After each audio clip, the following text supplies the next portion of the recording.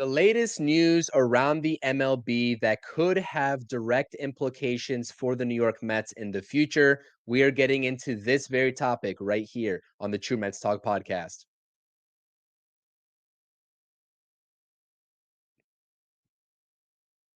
All right, Mets fans, welcome back to the channel. Welcome back to the True Mets Talk podcast. It's your boy CP, and we are talking about the latest report surrounding the MLB as it pertains to one star in particular that could have direct implications for the New York Mets. Not immediately, but definitely as it pertains to this winter coming up in the next offseason that is approaching.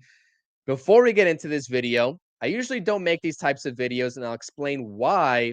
But before we get into this video, please do smash those thumbs up buttons if you enjoy the conversation, the interactive discussions. Subscribe to the channel and make sure to drop your thoughts and opinions down below. I am curious to hear what you all, fellow Mets fans, have to say about this very topic. And if you haven't guessed it already, it has everything to do with the failed extension talks that the Blue Jays and Vlad Guerrero Jr. just encountered today slash yesterday in the imposed deadline that Vlad Jr. gave the Toronto Blue Jays to come to an agreement with him on an extension. And he was asked whether the Toronto Blue Jays, were close in meeting his figure. We don't know what the numbers were from either side, but they were far apart in what Vlad Guerrero Jr. told the media. Vlad Guerrero Jr. is one of the top bats in all of baseball. He had a monstrous 2024 campaign, and he's still very young, not even in the prime of his career at 26, going on 27 years old. And he is getting ready to test the open market after the 2025 season. And we are still waiting to see if he is going to play out the season in 2025 in a Blue Jays uniform now that he has not signed an extension with them. Because if the Blue Jays don't have a feeling that they are confident in re-signing him next off season, it really wouldn't make sense in my eyes to keep him around and not get anything of value in return on this expiring contract that he is going to play on in 2025 before he tests the open market. So all eyes are on that situation, especially with the New York Mets and the ongoing status of Pete Alonso in the extension that he just signed, or re-signed with the New York Mets, I should say,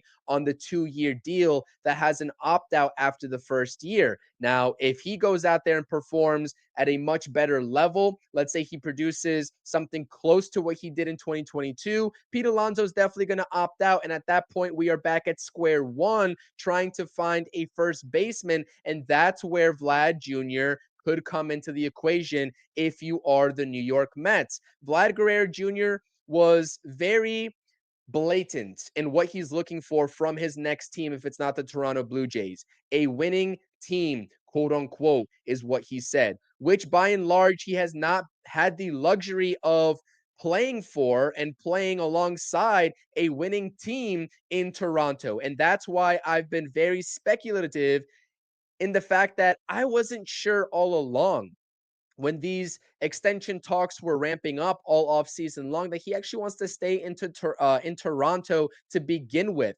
So we're going to monitor that situation. And of course, us Mets fans are going to be talking about this. A lot of content creators are going to be talking about this. All the major beat reporters are, they need to get the views, they need to get the clicks here. So John Heyman wasted no time giving his very early favorites for Vlad Guerrero Jr. should he not be a Toronto Blue Jay next free agency season. One is the Red Sox, according to John Heyman. That's a little bit of an issue when you try to fit in the outlook of Rafael Devers on his extension that he signed just a little bit ago. He is very adamant about not DHing for the Red Sox, and that's going to be an issue if they try to fit in Vlad Jr. now that they have Alex Bregman, who could also still opt out. And then the Mets have their opt-out candidate in Pete Alonso, who has to prove himself to go back out onto the open market and not opt back into that second year of the 2-year deal that he signed. And then coming in at number 3 for the favorites from John Heyman is the New York Yankees, right? So again, 2025, we haven't even started with game one in 2025, and we're already having discussions about what the next free agency season holds for the New York Mets when we just came off of celebrating Pete Alonso coming back onto this team and being alongside and hitting right behind Juan Soto in the two, I guess, new additions in this new look lineup for the New York Mets, which is absolutely crazy. But again, it's always about the next best thing in the eyes of a lot of Mets fans and fans around the league at this point. This is what makes sports so fun. But I always talk about the Mets in the light of I'm worried about what's going to happen in 2025, not so much 2026. So although I'm releasing this video, it's very off brand for me. You will not hear me talking about Vlad Guerrero Jr. until probably middle of November, early December, when free agency and the winter meetings start up. I will make a promise to you all, and I will keep true to that. I promise. Because again, 2025, there are big implications with Pete Alonso on this team, now with Juan Soto, and the Mets have to figure out the pitching, especially given the recent Frankie Montas injury. But this team is special, and they have World Series caliber aspirations, and we will be talking about them as such. And we will worry about Vlad Jr. when that situation gets here in winter. Now, Steve Cohen, this is honestly the part of the video that Mets fans should be a lot more excited for, right? The owner, the guy that pays all the employees from David Stearns to the players all the way down, he is the one dishing out all this money. What does he think about the payroll? The big payroll that they've had for the past couple of seasons, really ever since he bought this team. What does he think about the farm system and all the discussions that we've been having, whether the Mets should trade for a top line starter and Luis Castillo or Dylan Cease, or whether they should value the farm system and hold on to the prospects and just figure out the pitching elsewhere? What does Steve Cohen have to say? He actually gave a sit down interview today as I'm recording this in the earlier hours of this morning. It's February 18th, by the way. I'm recording this at around 3:15 p.m. Eastern Standard Time in case there's any news that drops between when I'm recording this and when the video hits YouTube for you all to view. But Steve Cohen, and this is directly from an SNY article over on X, and I will link that article down in the description down below for you all to view. He had some very interesting things to say as it pertains to the payroll, as it pertains to the future outlook of this team in terms of the prospects and the farm system, and also the fan attendance. He wasn't too thrilled that the New York Mets ranked 18th in total fan attendance in such a magical 2024 run. So he wants the fans to show up, especially as he is continuously investing in this team a little bit more than actually what he wants, as he states in these quotes right here. I take things year by year. I can finance it.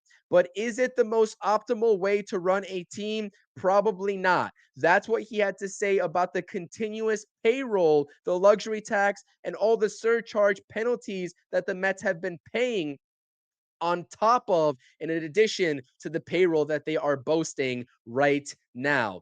I've always wanted to be a little bit more measured in payroll growth, and then it's never quite there, says Steve Cohen. So this is him being flexible. Things change and plans change even in a single offseason. You have the ability to go and get and create this awesome lineup with Pete Alonso and Juan Soto. Of course, you're always going to take that opportunity, especially when things were looking a little bit grim with bringing Pete Alonso back. Maybe there was pivot options, maybe there wasn't, but Steve Cohen dug into his pockets and made it happen. So flexibility and a change of plans. Steve Cohen is committed to building the best team possible. But then he talks about the farm system. This is important, and Mets fans, please do pay attention, because if you're wondering why this team hasn't traded for a guy like Dylan Cease, why, are they valuing these prospects so much? They're prospects at the end of the day. We don't know what they have. Well, this directly contributes to his above statements about wanting to lower the payroll in future seasons just a little bit, right? It comes back to having a farm system that's producing players because they are controllable and cheaper, and you need a mix. And that mix, I can only assume he's talking about the star power of Lindor, Soto, etc., and the young players coming up, maybe more so of a Francisco Alvarez, who's already here, has already made an immediate contribution, and will continue to make an immediate contribution, but also the likes of Brandon Sproat, Luis Angel Acuna, etc. Any other prospect that is vying for a position in Queens, whether it's in 2025 or in future seasons. So clearly, David Stearns values prospects, right? And clearly, his boss, Steve Cohen, the one that actually is writing all these checks and writes the check for David Stearns, values prospects. And that's why I always talk about the New York Mets in that kind of light. It's not realistic and it's not feasible to look at an expiring deal and a rental and giving up multiple top 10 prospects just for the sake of needing a pitcher, a frontline starter, quote unquote. And that's why a deal for Luis Castillo and Dylan Cease hasn't happened. But as we said, things change and plans change. And if the Mets get desperate enough and they feel like they need a top line starter, they're either going to dish out the money for one, right? Contractually, or they're going to make a trade happen.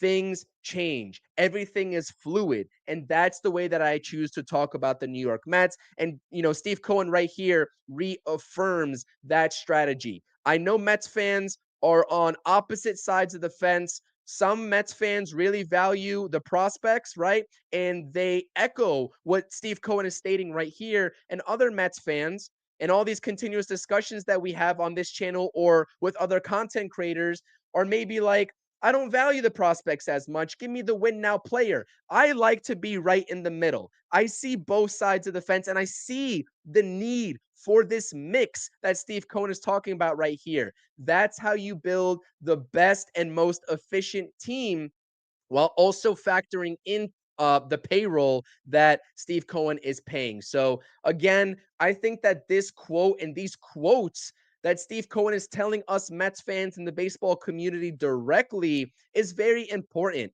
And this is going to immediately impact the strategy of this offseason, this season, in season, and any moves that might be happening, and also future off seasons to come. It could also impact their pursuit of Vlad Jr. Maybe they don't think it's feasible to pay $1.3 billion collectively between Vlad Jr. if he's asking for $500 million, and also Juan Soto, who's making upwards of $800 million.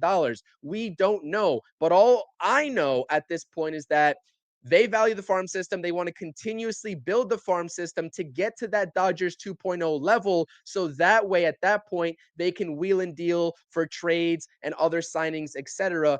Again, Mets fans, Vlad Jr. and that outlook, definitely will be talking about this probably in the next, I don't know, 8, 9 months as we get to that point. But we have a season to talk about in 2025 with Pete Alonso as our first baseman. If we're talking prospects and Steve Cohen valuing prospects, maybe we can see Ryan Clifford at some point make a first base contribution, depending on what happens with Pete Alonso and Vlad Jr.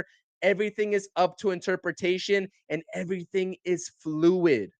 Plans change at the end of the day, as we just stated. So, do you agree? Do you disagree with Steve Cohen? Let me know in the comment section. Continue to subscribe to the channel all season long. We've got content lined up for you on this channel, streams, polls, videos, everything that you need to know about the New York Mets. I got you covered. I appreciate you all. Let's go Mets. And until next video, peace.